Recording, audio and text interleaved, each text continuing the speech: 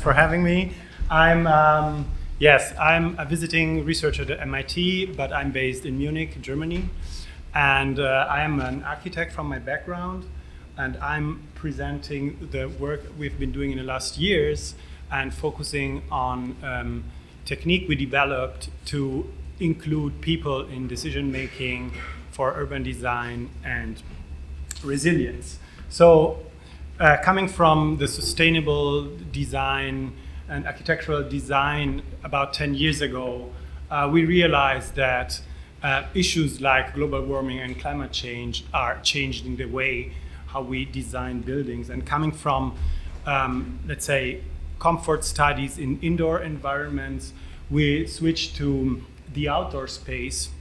And I love this quote by John Holdren that says, "We have three choices: mitigation, adaptation, and suffering." And what inspired us was suffering. And what we do right now, we try to quantify suffering, how far people suffer when they use public space, because this is the base for developing adaptation and mitigation strategy. And already a couple of years ago, we wrote this article, a sort of manifesto, where we collected different approaches to design and to quantify urban resilience, and focusing on this idea of outdoor comfort, how people feel when they experience public spaces, because I still believe that climate is one of the primary factors that allows the use of public space and how we use it. So we started by relating urban morphology to comfort and to human physiology and human response, and we quantify it in terms of stress. So we use existing indices that describe how people feel.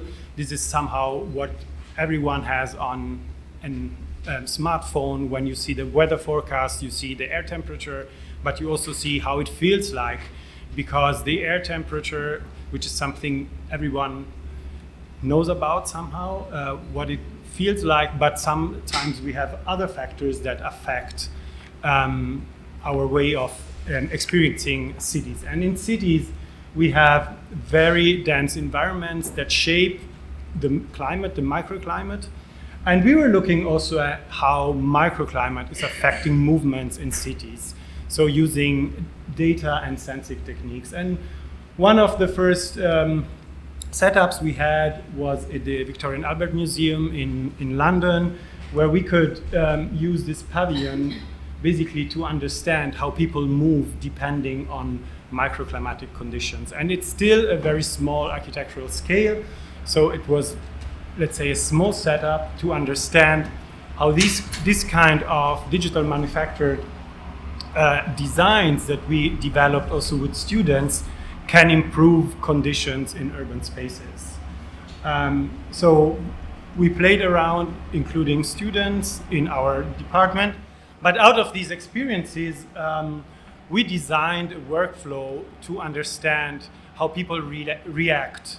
And the idea is also to collect data and to understand very local microclimatic conditions, because this data is not available. So we developed a tool, and we did these climate walks, or we are doing these climate walks, that's how we call them, in different locations all over the world, mainly in cities and mainly under heat stress conditions. The last one we did last week was in Jordan, in Amman. It's still pretty hot there. And each of these experiments has a different goal. And through these walks that we did in the last few years, we also implemented more and more components to understand how people react. So we started from this device that we developed. Is a backpack. It's basically a portable meteorological station. And the idea was to collect data at a human level. So the data we find in websites or that is made accessible comes usually from weather stations that are located on the roof of buildings, so that they don't take into account urban morphology and materiality. So we developed this device that we carry on and we walk with, And in parallel, we make a survey with people that participate to these experiments, and we measure their physiology, their skin temperature. And then we developed a workflow to map the data. And yes, this is a screenshot of the app. And what we have at the end is, let's say, a mapping of varying conditions to the urban environment. And this device allows to consider, first of all, the dynamic nature of movement of people that move through urban space, and then also the accumulation of heat stress.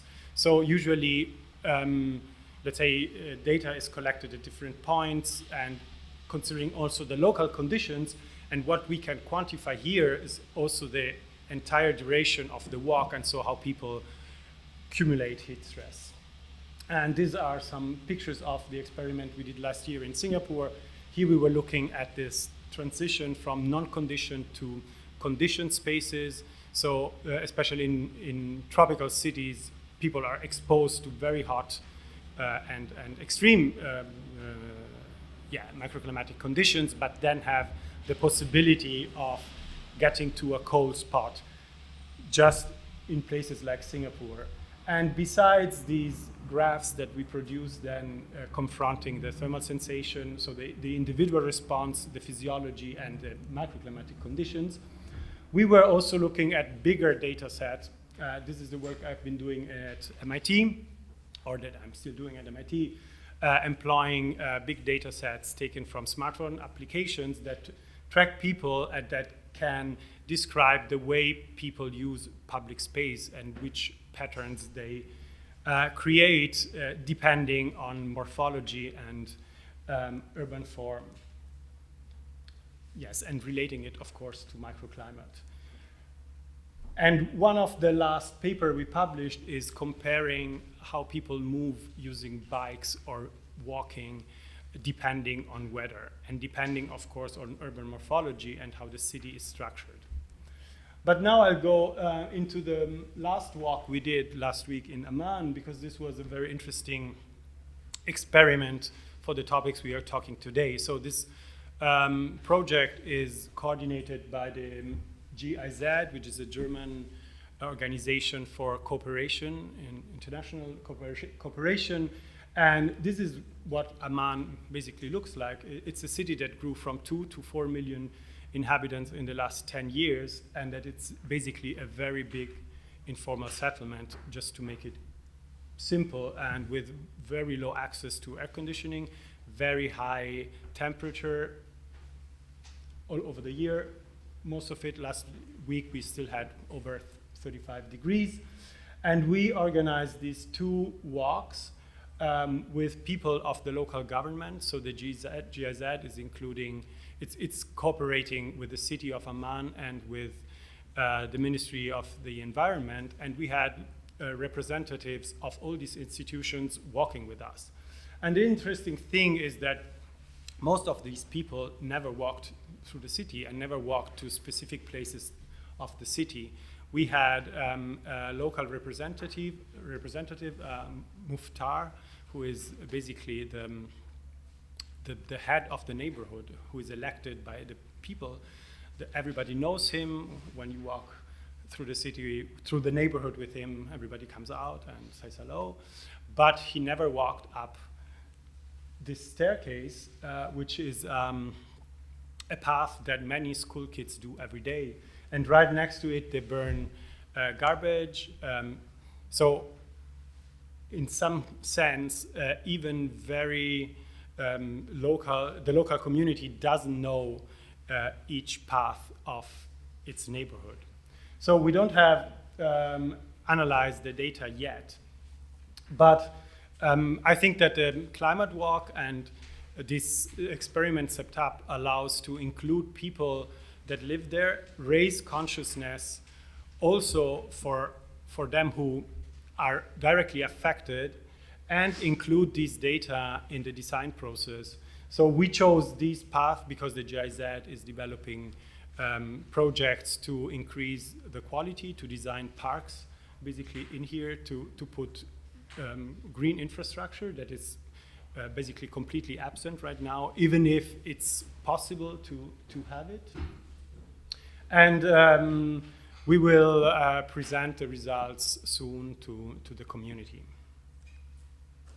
Yeah, thank you.